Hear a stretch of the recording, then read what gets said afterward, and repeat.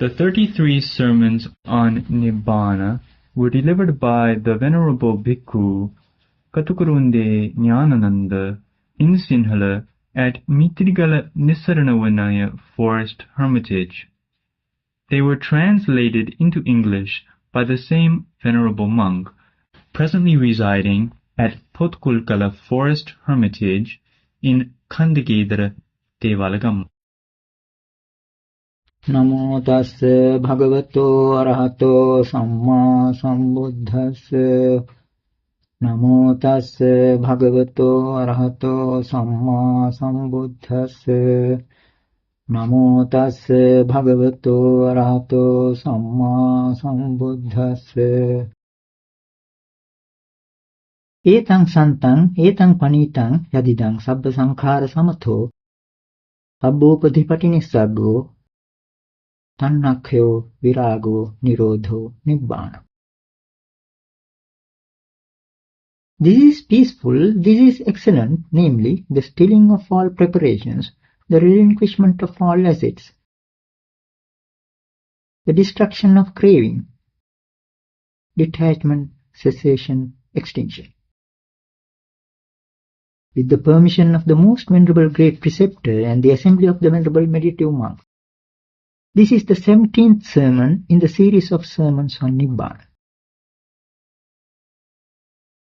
In our last sermon, we tried to analyze some discourses that give us a clue to understand what sort of an experience an arhat has in his realization of the cessation of existence in the Arahata Phala Samadhi.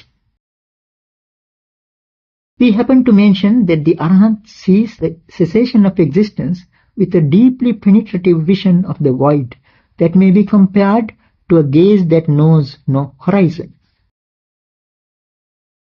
We also dropped the hint that the non-manifestative consciousness, endless and lustrous on all sides, we had spoken of in an earlier sermon, is an explicit reference to this same experience. How the arhat, ranging in his triple pasture of the signless deliverance, the undirected deliverance and the void deliverance, animitta vimokha, apanihita vimokha and sunyata vimokha, gets free from the latency to perception, transcends the duality of form and formless, and crosses over this ocean of existence unhindered by Mara, has been described in various ways in various discourses.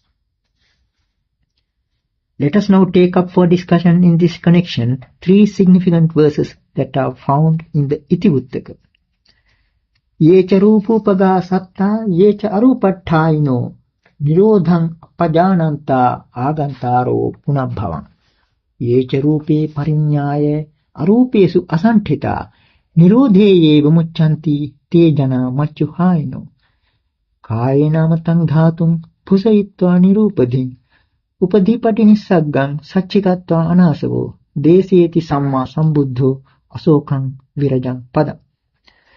Those beings that go to realms of form and those who are settled in formless realms, not understanding the fact of cessation, come back again and again to existence. Those who, having comprehended realms of form, do not settle in formless realms, are released in the experience of cessation. It is they that are the dispellers of death. Having touched with the body the deathless element, which is assetless, and realized the relinquishment of assets, being in flux free, the perfectly enlightened one proclaims the sorrowless, taintless state. The meaning of the first verse is clear enough. Those who are in realms of form and formless realms are reborn again and again due to not understanding the fact of cessation. In the case of the second verse, there is some confusion as to the correct reading. We have mentioned earlier too that some of the deep discourses present considerable difficulty in determining what the correct reading is. They have not come down with sufficient clarity. Where the meaning is not clear enough, there is a likelihood for the oral tradition to become corrupt. Here we accepted the reading asantita. Yecha rupe parinyaya arupesu asantita. Those who, having comprehended realms of form, do not settle in formless realms. But there is the way in reading Susantita, which gives the meaning settled well.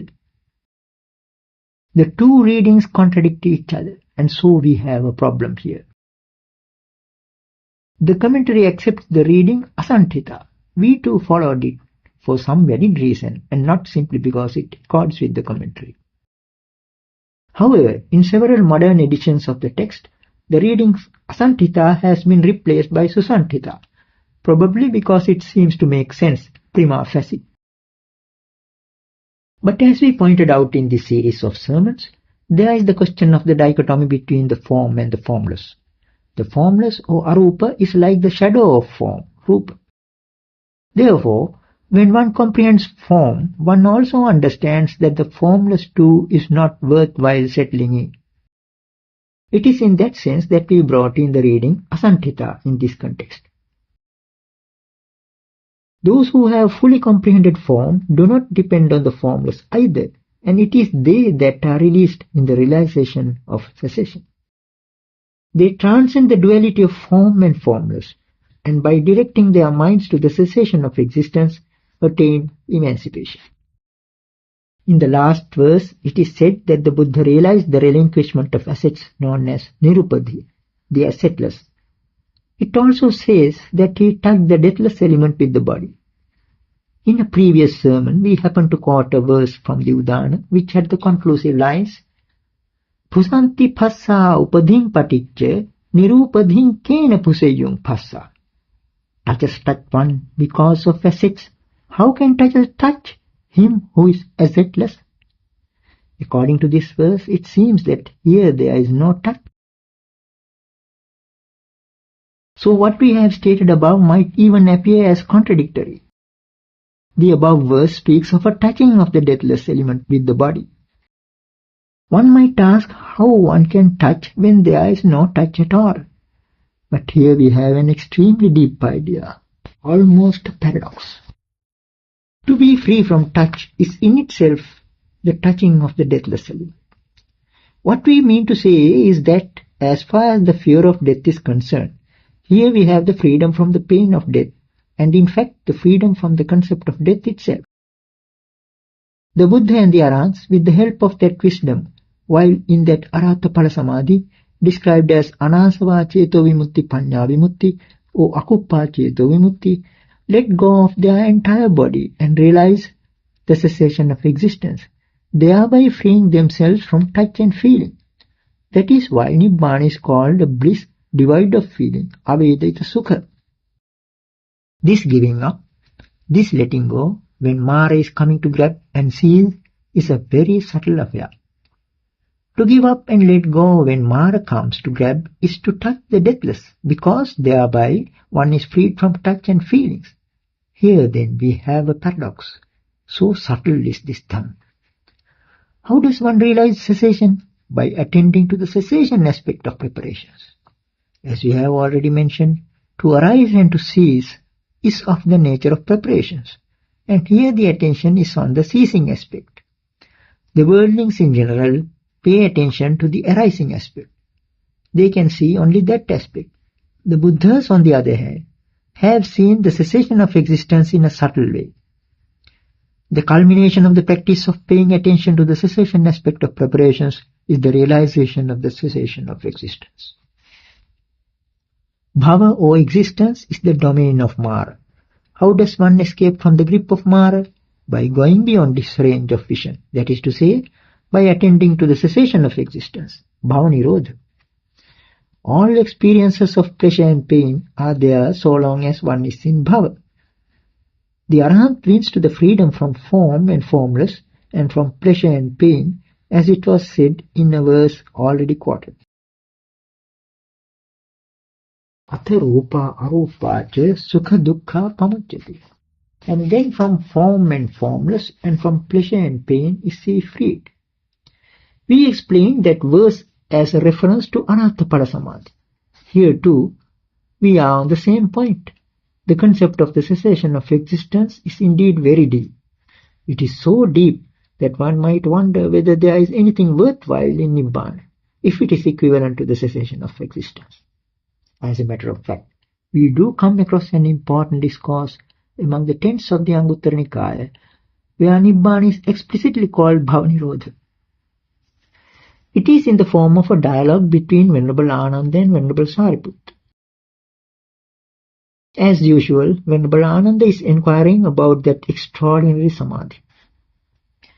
Siyanukho auso Sariputta bhikkhuno tatharupo samadhi patilabho yatha neva pataviyang patavisanyiyassa na apasmin apo sanyiyassa na tejasmin tejo sanyiyassa na vayasmin vayo sanyiyassa na akasanan chayatane akasanan chayatana sanyiyassa na viññāṇaṃ chayatane viññāṇaṃ chayatana sanyiyassa na akinchanyāyatane akinchanyāyatana sanyiyassa na neva sanyāna sanyāyatane neva sanyāna sanyāyatana sanyiyassa na idhaloke idhaloka sanyiyassa na paraloke paraloka sanyiyassa sanyecha panasa.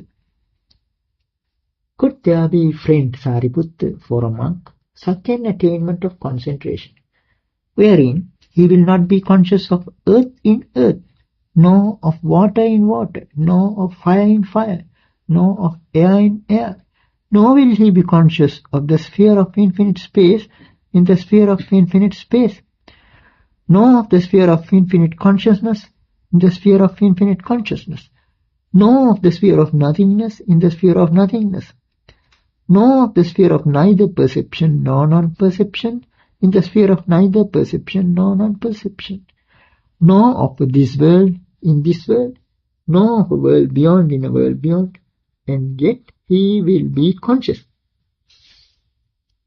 Venerable Sariputta's reply to it is, there could be, friend Anand. Then Venerable Ānanda asks again, but then, friend Sariputta, in which manner could there be such an attainment of concentration for a monk? At that point, Venerable Sariputta comes out with his own experience, revealing that he himself once attained to such a samadhi when he was at Andhavana in Savatthi. Venerable Ānanda, however, is still curious to ascertain what sort of perception he was having when he was in that samadhi. The explanation given by Venerable Sariputta in response to it is of utmost importance. It runs, Bhavanirodho nibbānanti kho meya uso anyāva saññā uppajjati anyāva saññā nirujjati seyathapi auso sakalikaggissa jhāyamanassa anyāva acci uppajjati anyāva acci nirujjati evameva kho me auso bhavanirodho nibbānanti anyāva saññā uppajjati anyāva saññā nirujjati bhavanirodho nibbānaṃ saññeca panāhaṃ auso tasmiṃ same ahuse. One perception arises in me, friend. Cessation of existence is Nibbāna. Cessation of existence is Nibbāna. And another perception fades out in me. Cessation of existence is Nibbāna. Cessation of existence is Nibbāna. Just as, friend, in the case of a twig fire, when it is burning, one flame arises and another flame fades out. Even so, friend, one perception arises in me, cessation of existence is Nibbāna. Cessation of existence is Nibbāna. And another perception fades out in me, cessation of existence is Nibbāna. Cessation of existence is Nibbāna. At that time, friend, I was of the perception, cessation of existence is Nibbāna. The true significance of the simile of the twig fire is that Venerable Sariputta was attending to the cessation aspect of preparations. As we mentioned in connection with the formula etang santang etang panitang, this is peaceful, this is excellent, occurring in a similar context, we are not to conclude that Venerable Sariputta kept on repeating cessation of existence is Nibbāna. The insight into a flame could be different from mere sight of a flame. Worldlings in general see only a process of burning in a flame. To the insight meditator, it can appear as an intermittent series of extinctions. It is the outcome of a penetrative vision. Just like the flame which simulates compactness, existence too is a product of sankharas or preparations. The worldling who attends to the arising aspect and ignores the cessation aspect is carried away by the perception of the compact. but the mind, when steadied, is able to see the phenomenon of cessation. Thitam cittang vipamuttam vayanchasanupasati. The mind steadied and released contemplates its own passing away. With that steadied mind, the Arahant attains to the cessation of preparations. At its climax, he penetrates the gamut of existence made up of preparations, as in the case of a flame, and goes beyond the clutches of death. As a comparison for existence, the simile of the flame is quite apt. We happened to point out earlier that the word upadana can mean grasping as well as fuel. The totality of existence is sometimes referred to as a fire. The fuel for the fire of existence is grasping itself.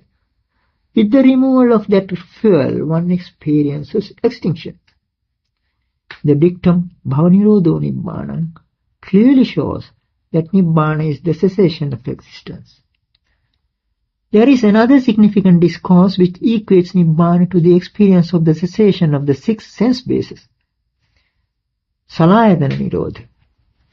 The same experience of realization is viewed from a different angle. We have already shown that the cessation of the 6 sense bases or the 6 sense spheres is called Nibbāna. The discourse we are now going to take up is one in which the Buddha presented the theme as some sort of a riddle for the monks to work out for themselves. Tasmātiya bhikkhave se ayatane veditabbe yattha cakkunca nirujjhati rupa saññāca virajyati. Se ayatane veditabbe yattha sotanca nirujjhati saddha saññāca virajyati. Se ayatane veditabbe yattha ghānanca nirujjhati gandha saññāca virajyati. Se ayatane veditabbe yattha jivhāca nirujjhati rasa saññāca virajyati. Se ayatane veditabbe yattha kāyoca nirujjhati pottabba saññāca virajyati. Se ayatane veditabbe yattha manoca nirujjhati dhamma saññāca virajyati. Se ayatane veditabbe, se ayatane veditabbe. Therefore, monks, that sphere should be known, wherein the eye ceases and perceptions of form fade away. That sphere should be known, wherein the ear ceases and the perceptions of sound fade away. That sphere should be known, wherein the nose ceases and perceptions of smell fade away. That sphere should be known, wherein the tongue ceases and perceptions of taste fade away. That sphere should be known, wherein the body ceases and perceptions of the tangible fade away.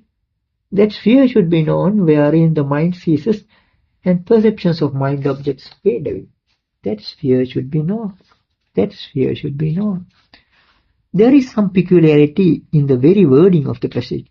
When it says, for instance, that the eye ceases, cakkunca nirujjhati, and perceptions of form fade away, rupa saññāca virajyati. As we once pointed out, the word viraga, usually rendered by detachment, has a nuance equivalent to fading away or decoloration. Here that nuance is clearly evident. When the eye ceases, perceptions of forms fade away.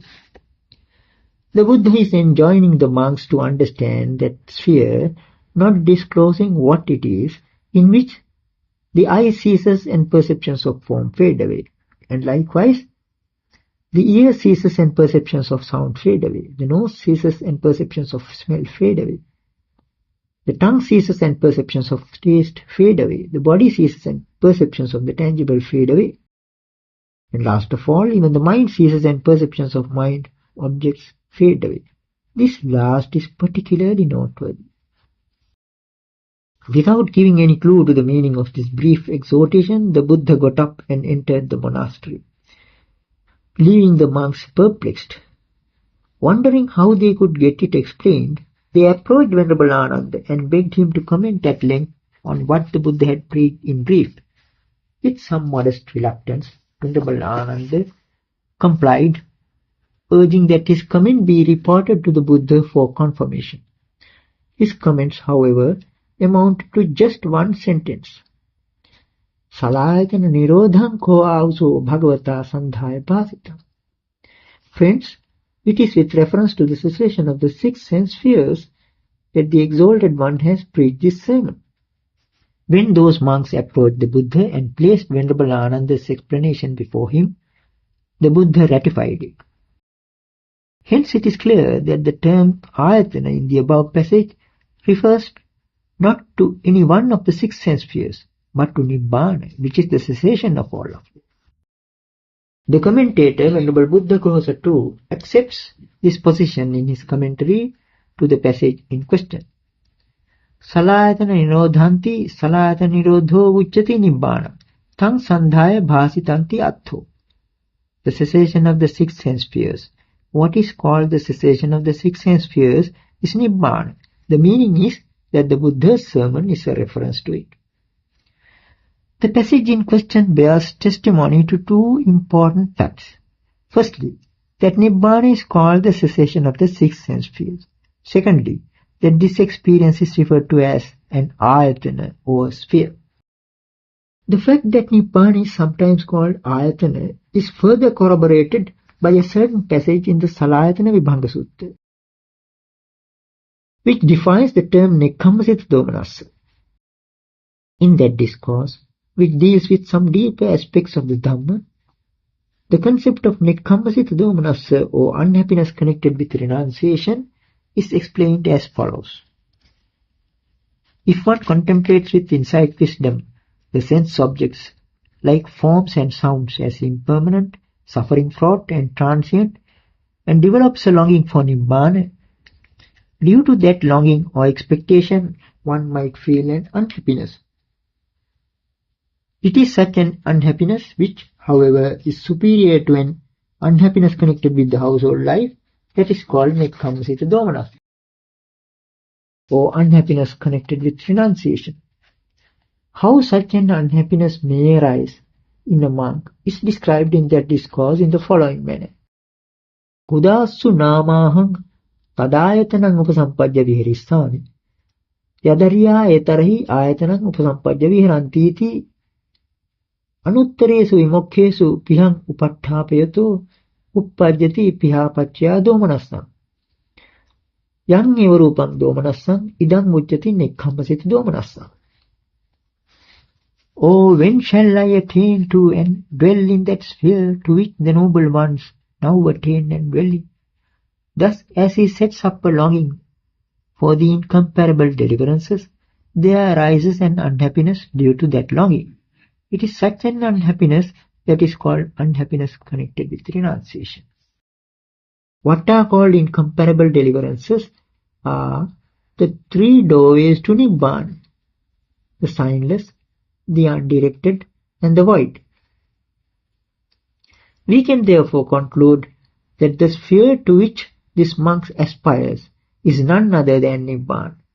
So here we have a second instance of a reference to Nibbāna as a sphere or ayatana. Now let us bring up a third. Atthi bhikkave tadayatanam yattha neva patavi na apo na tejo na vayo na akasanan chayatanam na viññānaṁ chayatanam na akincaññāyatanam na neva saññāna saññāyatanam na ayan loko na paraloko na ubho plandima surya tatrapaham bhikkave neva agatin vadami na gatin na thitin na chutin na uppattin appatitthaṁ appavattaṁ anarammanam evetam esevanto dukkhasati. Incidentally, this happens to be the most controversial passage on Nibbāna. Scholars, both ancient and modern, have put forward various interpretations of this much vexed passage. Its riddle-like presentation has posed a challenge to many a philosopher bent on determining what Nibbāna is. This brief discourse comes in the Udana as an inspired utterance of the Buddha on the subject of Nibbāna. Nibbāna Patisamyutta Sutta. To begin with, we shall try to give a somewhat literal translation of the passage. Monks, there is that sphere wherein there is neither earth, nor water, nor fire, nor air, neither the sphere of infinite space, nor the sphere of infinite consciousness, nor the sphere of nothingness, nor the sphere of neither perception, nor non-perception, neither this world nor the world beyond, nor the sun and the moon. There amongst, I say, is no coming, no going, no staying, no passing away, and no arising. It is not established, it is not continuing, it has no object. This itself is the end of suffering. Instead of getting down to the commentarial interpretation at the very outset, let us try to understand this discourse on the lines of the interpretation we have so far developed. We have already come across two references to Nibbāna as an ayatana or sphere. In the present context too, the term ayatana is an allusion to Arahata Phala Samadhi. Its significance therefore is psychological. First of all, we are told that earth, water, fire and air are not there in that ayatana. This is understandable, since in a number of discourses dealing with Anidassana Viññāna and Arahata Phala Samadhi, we came across similar statements. It is said that in Anidassana Viññāna or non-manifestative consciousness, earth, water, fire and air do not find a footing. Similarly, when one is in Arahata Phala Samadhi, one is said to be devoid of the perception of earth in earth, for instance, because he does not attend to it. So, the peculiar negative formulation of the above Udana passage is suggestive of the fact that these elements do not exercise any influence on the mind of one who is in Arahata Phala Samadhi. The usual interpretation, however, is that it describes some kind of a place or a world devoid of those elements. It is generally believed that the passage in question is a description of the sphere into which the Arahant passes away, that is, his after-death state. This facile explanation is often presented only as a tacit assumption for fear of being accused of heretical views. But it must be pointed out that the allusion here is to a certain level of experience of the living Arahant, namely the realization here and now of the cessation of existence, bhava-nirodha. The four elements have no part to play in that experience. The sphere of infinite space, the sphere of infinite consciousness, etc. also do not come in, as we have already shown with reference to a number of discourses. So it is free from both form and formless. The statement that there is neither this world nor a world beyond could be understood in the light of the phrase na idhaloke idhaloka sanye, na paraloke paraloka sanye. Percipient neither of this world in this world, nor of a world beyond in a world beyond, that came up in a passage discussed above. The absence of the moon and the sun, na ubho chandima surya, in this sphere, is taken as the strongest argument in favor of concluding that Nibbāna is some kind of a place where there is no moon or sun. But as we have explained in the course of our discussion of the term Anidassana Viññāna or non-manifestative consciousness, with the cessation of the six sense spheres, due to the all-lustrous nature of the mind, sun and moon lose their luster, though the senses are all intact. Their luster is superseded by the luster of wisdom. They pale away and fade into insignificance before it. It is in this sense that the moon and the sun are said to be not there in that sphere. Why there is no coming, no going, no staying, no passing away and no arising can be understood in the light of what we have observed in earlier sermons on the question of relative concepts. The verbal dichotomy, characteristic of worldly concepts, is reflected in this reference to a coming and a going, etc. The Arahant in Arahata Phala Samadhi is free from the limitations imposed by this verbal dichotomy.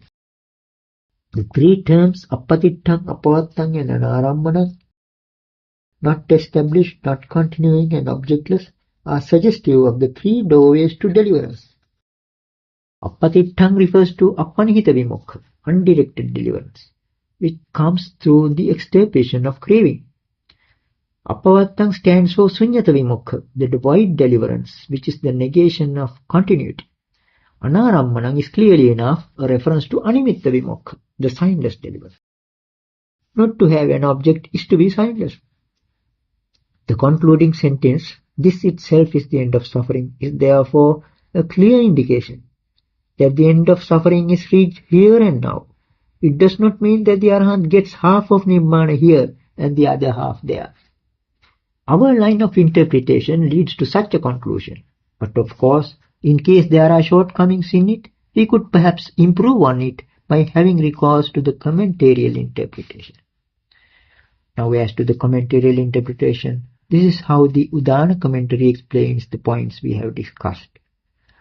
It paraphrases the term ayatana by karana, observing that it means reason in this context, just as much as forms stand in relation to an object to the eye. So the asankata dhatu, or the unprepared element, is said to be an object to the Arahant's mind, and here it is called ayatana. Then the commentary raises the question, why earth, water, fire and air are not there in that asankata dhatu? The four elements are representative of things prepared, sankhata. There cannot be any mingling or juxtaposition between the sankhata and the asankhata. That is why earth, water, fire and air are not supposed to be there in that ayatana. The question why there are no formless states like the sphere of infinite space, the sphere of infinite consciousness, the sphere of nothingness, the sphere of neither perception nor non-perception, is similarly explained, while asserting that Nibbāna is nevertheless formless. Since in Nibbāna one has transcended the sensuous sphere, Kamaloka, the concepts of this world and a world beyond are said to be irrelevant. As to why the sun and the moon are not there, the commentary gives the following explanation. In realms of form, there is generally darkness, to dispel which there must be a sun and a moon. But Nibbāna is not a realm of form, so how could sun and moon come in? Then what about the reference to a coming, a going, a staying, a passing away and an arising? No one comes to Nibbāna from anywhere, and no one goes out from it. No one stays in it, or passes away, or reappears. Now all this is mystifying enough, but the commentary goes on to interpret the three terms apatittang, apavattang and anarammanam also in the same way. Only that which has form gets established, and Nibbāna is formless. Therefore it is not established anywhere. Nibbāna does not continue, so it is apavattang or non-continuing. Since Nibbāna takes no object, it is objectless, anarammana. It is as good as saying that though one may take Nibbāna as an object, Nibbāna itself takes no object. So this is what the traditional interpretation amounts to. If there are any shortcomings in our explanation, one is free to go for the commentarial. But it is obvious that there is a lot of confusion in this commentarial trend. Insufficient appreciation of the deep concept of the cessation of existence seems to have caused all this confusion. More often than otherwise, commentarial interpretations of Nibbāna leaves room for some subtle craving for existence, bhavatanha. It gives a vague idea of a place or a sphere, ayatana, which serves as a surrogate destination for the arahants after their demise. Though not always explicitly asserted, it is at least tacitly suggested. The description given above is ample proof of this trend.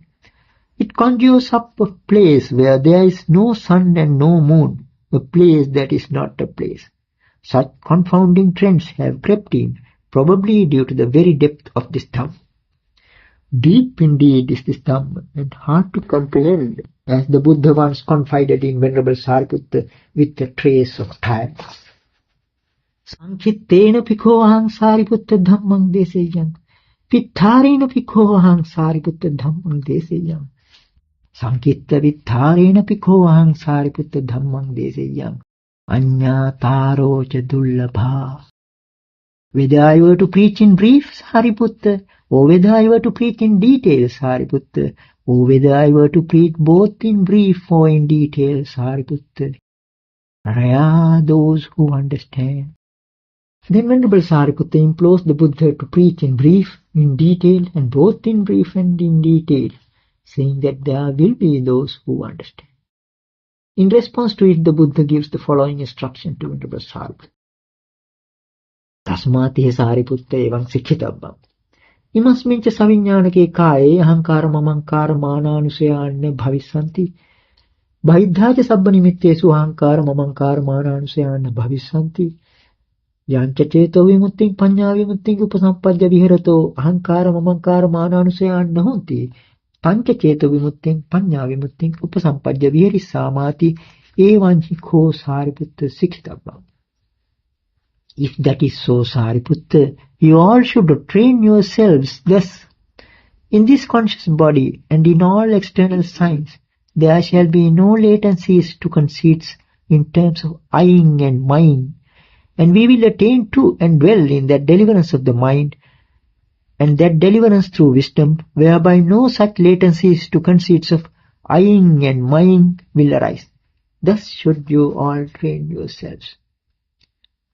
The Buddha goes on to declare the final outcome of their training. Ayam uccati Sariputta bhikkhu acchechitantam vavattayi sanyojanam samma mana abhisamya antamakasi dukkhasa. Such a monk, Sariputta, is called one who has cut off craving, turned back the fetters, and by rightly understanding conceit for what it is, has made an end of suffering. We find the Buddha summing up this exhortation by quoting two verses from a sutta in the Parayana Vagga of the Sutta Nibbāna, which he himself had preached to Brahmin youth Udaya. We may mention in passing that among canonical texts, the Sutta Nibbāna was held in high esteem, so much so that in a number of discourses the Buddha is seen quoting from it, particularly from the two sections, Atthaka Vagga and Parayana Vagga. Now the two verses he quotes in this instance from the Parayana Vagga are as follows. Pahanam kamachandanam domanasana chubhyam thinasacha panudaram kukuchanam nivaranam upekha sati santuddham dhammatakka pure javam anya vimukham pabrumi avidyaya pabhedanam. The abandonment of both sensuous perceptions and unpleasant mental states, the dispelling of torpidity and the warding off of remorse, the purity born of equanimity and mindfulness, with thoughts of Dhamma forging ahead and blasting ignorance, this I call the deliverance through full understanding. This is ample proof of the fact that the Arhatapala Samadhi is also called Anyabhimukha.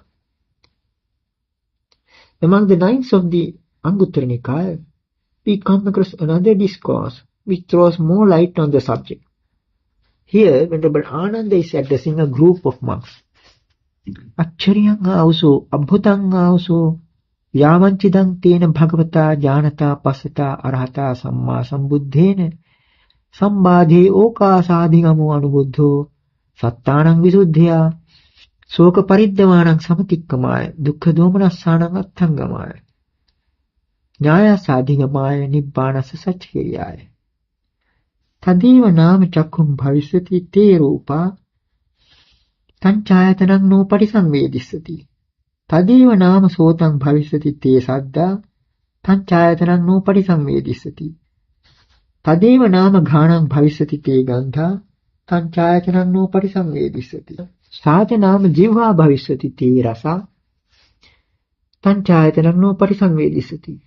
Socha nama kayo bhavisati te phaddabba tanchayatanang no parisamvedissati. It is wonderful, friends, it is marvelous, friends, that the exalted one who knows and sees, that worthy one, fully enlightened, has discovered an opportunity in obstructing circumstances for the purification of beings, for the transcending of sorrow and lamentation, for the ending of pain and unhappiness, for the attainment of the right path, for the realization of Nibbāna. Inasmuch as that same I will be there, those forms will be there, but one will not be experiencing the appropriate sense sphere. That same ear will be there, those sounds will be there, but one will not be experiencing the appropriate sense sphere. That same nose will be there, those smells will be there, but one will not be experiencing the appropriate sense sphere. That same tongue will be there, those flavors will be there, but one will not be experiencing the appropriate sense sphere. That same body will be there, those tangibles will be there, but one will not be experiencing the appropriate sense sphere.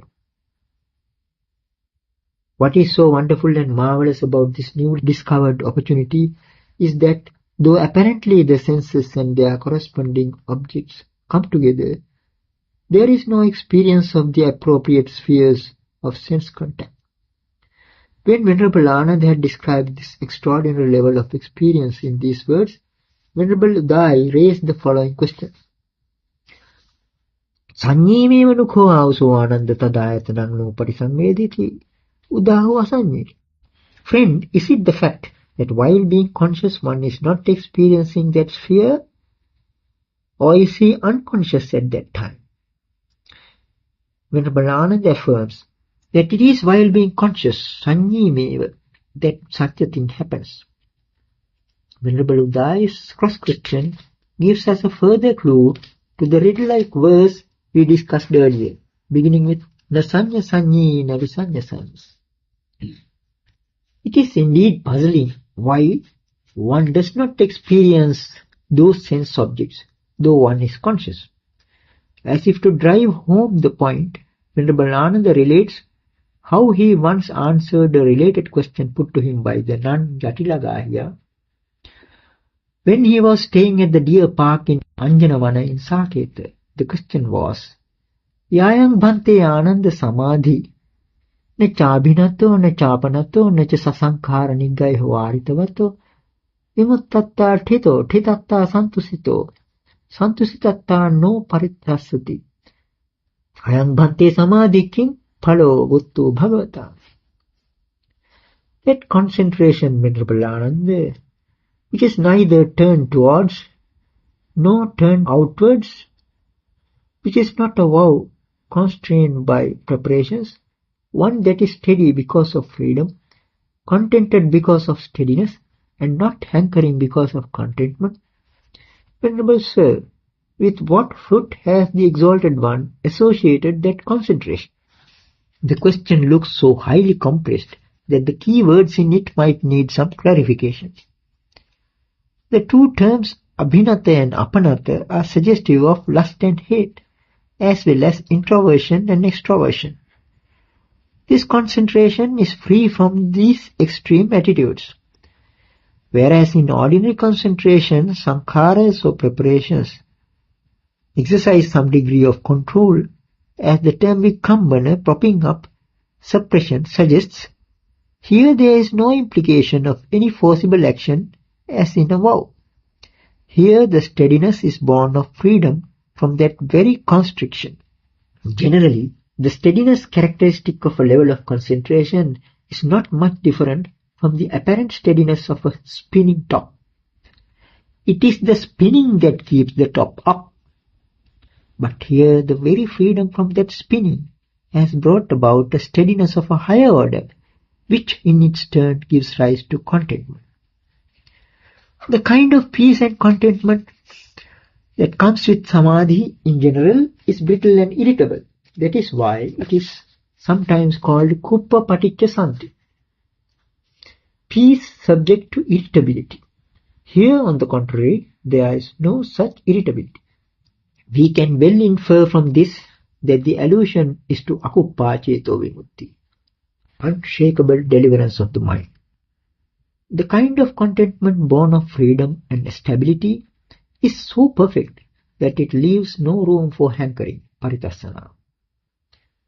However, the main point of the question posed by that nun amounts to this: what sort of a fruit does the samadhi of this description entail, according to the words of the Exalted One? After relating the circumstances connected with the above question as a flashback, Venerable Ñāṇananda finally comes out with the answer he had given to that question. Yāyang bhagini samadhi ne chābhinato ne chāpanato ne ca sasaṅkhāra niggaiha vāritavato vimuttattā thito thitattā santusito santusitattā no paritassati ayang bhagini samadhi aññā phalo vutto bhagavata. Sister, that concentration which is neither turned towards nor turned outwards, which is not a vow constrained by preparations, one that is steady because of freedom, contented because of steadiness, and not hankering because of contentment. That concentration, sister, has been declared by the Buddha to have full understanding as its fruit. Anya, or full understanding, is one that comes with realization, conferring certitude, and it is the fruit of the concentration described above. Then, as if coming back to the point, Venerable Ñāṇananda adds, Evaṁ saññīpi ko āvaso tadāyatanam no patisangvedeti. Being thus conscious too, friend, one does not experience an appropriate sphere of sense. So now we have garnered sufficient evidence to substantiate the claims of this extraordinary Arahata Phala Samadhi. It may also be mentioned that sometimes this realization of the Arahant is summed up in a sentence like Anāsavam Cheto Vimuttiṃ Paññā Vimuttiṃ Vitteva Dhamme Sayam Abhiññā Satchikattva Upasampajja Viharati. Having realized by himself through higher knowledge here and now the influx-free deliverance of the mind and deliverance through wisdom, he dwells having attained to it. There is another significant discourse in the section of the Force in the Anguttara Nikaya which throws some light on how one should look upon the Arahant when he is in Arahata Phala Samadhi. The discourse deals with 4 types of persons, namely 1. Anusotagami Puggalo, downstream bound person. 2. Patisotagami Puggalo, upstream bound person. 3. Thitatto Puggalo, stationary person. 4. Tinno Paragato Thale Tiṭṭhati Brahmano, the Brahmin standing on dry ground, having crossed over and gone beyond. The first type of person indulges in sense pleasures and commits evil deeds and is thus bound downstream in samsara. The second type of person refrains from indulgence in sense pleasures and from evil deeds. His upstream struggle is well expressed in the following sentence. Sahapi dukkhena, sahapi domanasena, asumukhopi rudamano, paripunnam, parisuddham, brahmacharyam charati. Even with pain, even with displeasure, with tearful face and crying, he leads the holy life in its fullness and perfection. The third type, the stationary, is the non-returner, who, after death, goes to the Brahma world and puts an end to suffering there without coming back to this world. It is the fourth type of person who is said to have crossed over and gone to the farther shore, Tinno Paragato, and stands there, Thale Tiṭṭhati. The word Brahmin is used here as an epithet of an Arahant. This riddle-like reference to an Arahant is explained there with the help of the more thematic description Āsavanam Khaya Anāsavam Cheto Vimuttiṃ Paññā Vimuttiṃ Vitteva Dhamme Sayam Abhiññā Satchikattva Upasampajja Viharati. With the extinction of influxes, he attains to and abides in the influx-free deliverance of the mind, deliverance through wisdom. This brings us to an extremely deep point in our discussion on Nibbāna. If the Arahant in Arahata Phala Samadhi is supposed to be standing on the farther shore, having gone beyond, what is the position with him when he is taking his meals or preaching in his everyday life? Does he now and then come back to this side? Whether the Arahant, having gone to the farther shore, comes back at all is a matter of dispute. The fact that it involves some deeper issues is revealed by some discourses touching on this question. The last verse of the Paramattaka Sutta of the Sutta Nibbāna, for instance, makes the following observation. Na kappayanti na purekkaranti dhamma pitesang na patichitasi na brahmano silavatena neyo parangato na pachetitari. They, the Arahants, do not formulate or put forward views. They do not subscribe to any views. The true Brahmin is not liable to be led astray by ceremonial rites and ascetic vows. The such-like one who has gone to the farther shore comes not back. It is the last line that concerns us here. For the Arahant, it uses the term Tādi, a highly significant term which we came across earlier too. A rather literal rendering, such like, stands for steadfastness, for the unwavering firmness to stand one's ground. So the implication is that the Arahant, once gone beyond, does not come back. The steadfastness associated with the epithet Tādi is reinforced in one Dhammapada verse by bringing in the simile of the firm post at the city gate. In the Khelopamo Tādi Subbato, who is steadfast and well conducted like the pillar at the city gate. The verse in question then points to the conclusion that the steadfast one, the Arahant, who has attained supramundane freedom, does not come back.